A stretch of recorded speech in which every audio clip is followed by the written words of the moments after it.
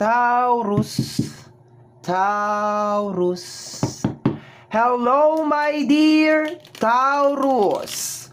First 15 days of June. This is from June 1 hanggang June 15, 2024 mga my dear. At ito po ay general reading. Umpisahan natin my dear ang reading mo sa pagkuha ng dalawang baraha nakakatawan sa overall energy ng first 15 days of June. Tatlong baraha naman my dear nakakatawan naman sa iyong kadatungan my dear o yung tinatawag natin na money reading. Okay? Tatlong baraha naman my dear ulit nakakatawan naman my dear sa iyong puso o yung love reading. 8 baraha my dear na magiging additional cards at bottom deck of the card o mas kilala my dear o mas tinatawag ko my dear na hidden message. Okay, so let's go na tayo my dear Taurus. First 15 days of June. Taurus, dalawang baraha para sa iyong overall energy ng first 15 days of June. Tingnan natin my dear.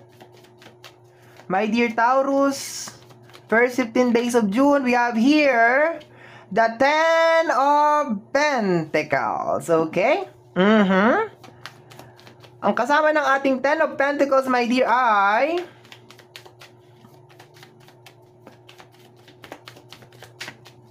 kahit umangat na lang. Okay, ayun daw. Kasi minsan ang tagal niya mahulog. Ako na naiinip. Ay, dalawa. Ay, tatlo.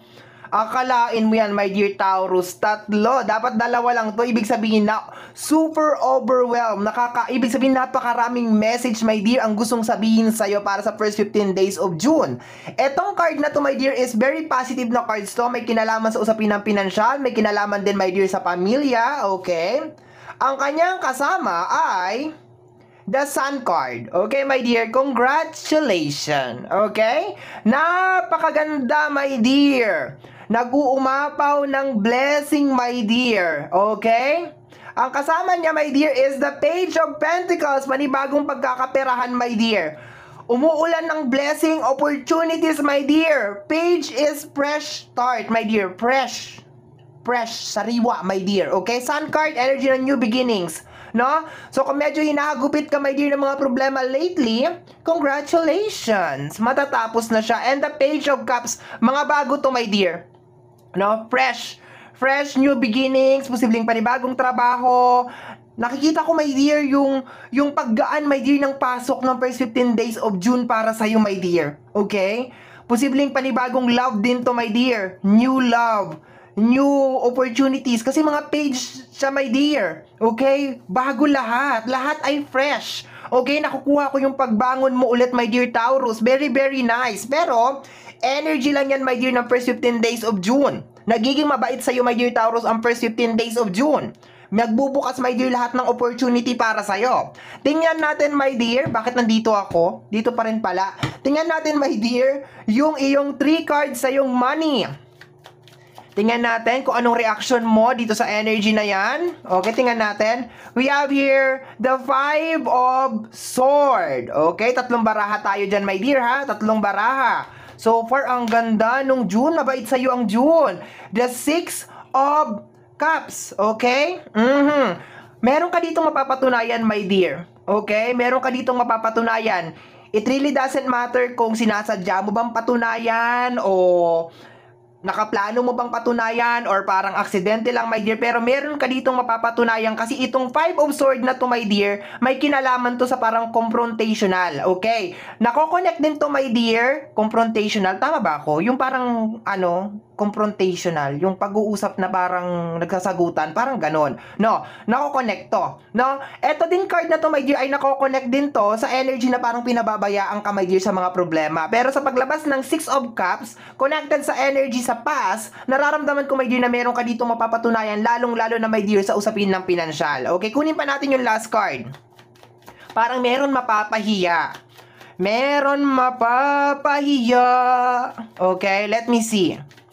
Yung mga tao siguro to, my dear, na masyado kami namaliit. Okay? Yun na nakukuha ko dito. Yung mga tao na walang believe sa'yo, lalo na sa usapin ng pinansyal. We have here the 4 of Pentacles. Yes, may kinalaman, my dear, sa usapin ng pinansyal. Okay?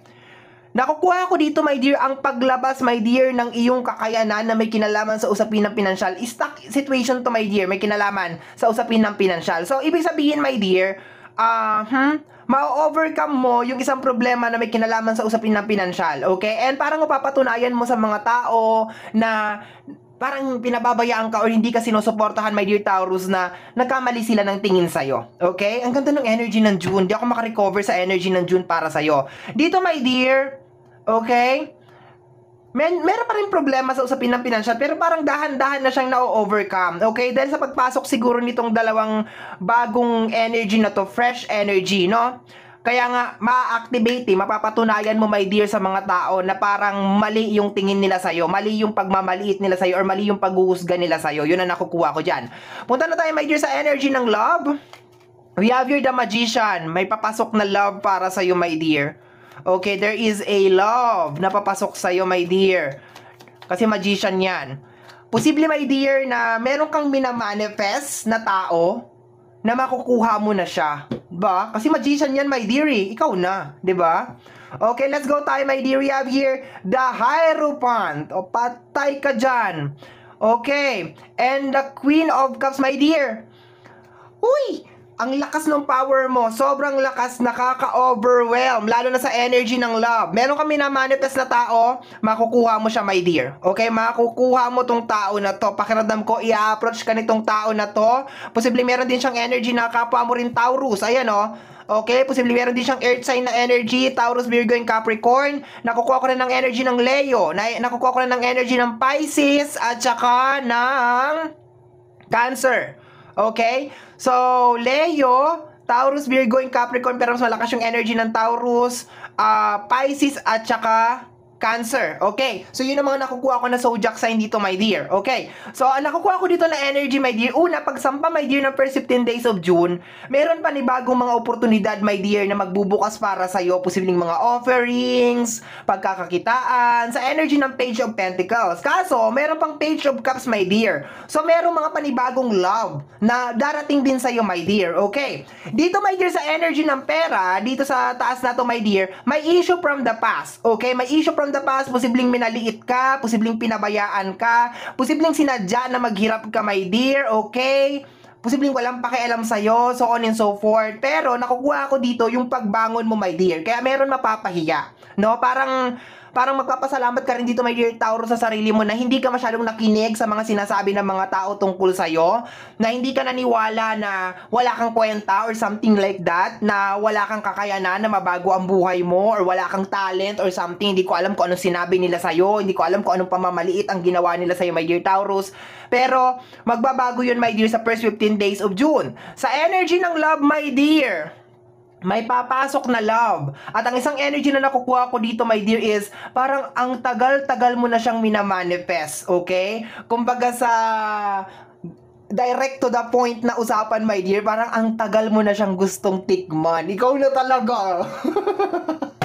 Ikaw na talaga, my dear, no? No, so, yun nga yung eksena dyan. Okay, let's go na tayo sa additional message. Nakakaloka ka. Okay, let's go. Ay, my dear Taurus. Ingat ka lang din, ha? Kasi baka meron yan hidden agenda. Tingnan natin sa additional message. Meron ka na namang sun. Umuulan ng new beginnings para sa'yo, my dear. Pakiramdam ko na kumpleto mo na yung karmic cycle. Kung meron ka mang karma na ginawa in the past, kung meron ka mang hindi maganda na ginawa in the past, I think na kumpleto mo na, my dear Taurus, na pagbayaran mo na yung karma na yon. Okay? Kumbaga, my dear, dahan-dahan nang matatapos ang paghihirap mo, my dear. Okay? Lalo na sa usapin ng pinansyal. But, maging matalino ka, my dear Taurus, sa usapin ng pinansyal kasi may pagkasyunga-syunga ka sa usapin ng pera. Okay? So, let's go tayo, my dear. Diretsuhan lang tayo. 'Di ba? Maganda yung alam mo. Sino magsasabi sa iyo niyan? Okay? We have here the 8 of Wands. Mabilisan to, my dear. Okay? Message of the universe din yan. So, hindi mo inaasahan, my dear. Mabilisan. Biglang magbabago ang buhay mo, my dear. First 15 days of June. Ang daming offering, ang daming blessing. Madidiscover mo, my dear. Magaling ka pala dito. Pwede ka pala dito. Biglang may tatawag sa'yo. May mga offering. Mararamdaman mo, my dear Taurus, parang gumagaan, my dear, yung pasok ng pera sa'yo. Kasi ang nakukuha ko dito, my dear, napagbayaran mo na talaga yung karmic cycle. Okay? Napagbayaran mo na. Okay ka na.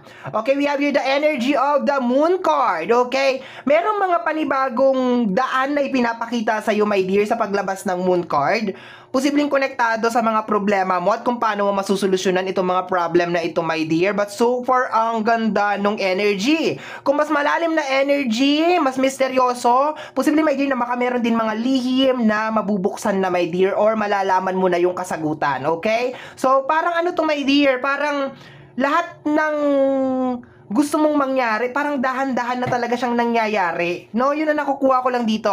Let's go, my dear Taurus. Ang ganda. Ang ganda ng reading mo, my dear. Very, very nice. Opening card pa lang. See? We have here the 7 of Swords. Ayan. So, yung mga backstabbing na energy to, my dear. Matututo ka na rin, my dear, maging malihim sa mga bagay na nangyayari sa buhay mo. Siguro na you learn from your lesson. Okay? Partner nito, my dear, is the Sun card and the 8 of Cups. Ayan. So, nakikita mo parang nagwa-walk out ka sa toxic na energy. Bas pinipili mo mag-new beginnings. Tanggapin itong mga blessing na pinagkakaloob sa iyo ng universe. Okay? Sobrang ganda lang talaga niya. Nakakaloka ang iyong baraha, my dear. We have here the 6 of Swords. Meron mga travel na mangyayari. Okay? Ang lakas talaga ng energy, my dear, na baka meron din mga tao na babalik from the past. Kaya siguro masusupalpal din sila, my dear, na mali yung tingin nila sa'yo. Okay? Magbabago yung tingin nila sa'yo, my dear. Merong mga tao na babalik from the past na posibleng minaliit ka.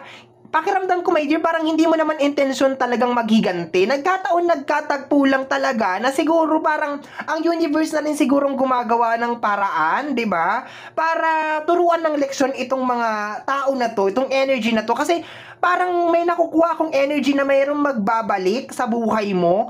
And sa kanya marirealize na parang nagkamali siya na hinusgahan ka niya, nagkamali siya na iniwanan ka niya, parang gano'n na nakukuha ko, my dear. Pero, sa kabila ng energy na yun, my dear, meron din mga fresh na energy, kasabay nung fresh na energy na may kinalaman sa usapin ng financial, my dear Taurus, ang parating na rin. Okay, parating na rin. Mga tao to, my dear, na posibleng never mo pang na-encounter sa tanan ng buhay mo. Mga bagong mukha, mga bagong energy, my dear, na posibleng maging katuwang mo talaga, my dear, sa pagbabago ng buhay mo. Okay? And na eventually, baka maging karelasyon mo rin. Okay? Baka maging lovers mo rin. Okay? Okay, last 2 cards, my dear. Last 2 cards. Kasi meron tayong Hierophant. Pwedeng mauwi sa kasal. Okay, pwedeng mauwi sa mas malalim na relasyon. Pero ulitin ko, my dear, ha? Mag-ingat pa rin. Okay, mag-ingat pa rin. Kasi medyo nag-overwhelm ang blessing mo, my dear, no? So, mag-ingat pa rin. Okay? So, we have here the 9 of Pentacles, the single energy. Okay? So, meron talagang magbabalik, my dear. Merong magbabalik, posibleng single na siya ulit, okay?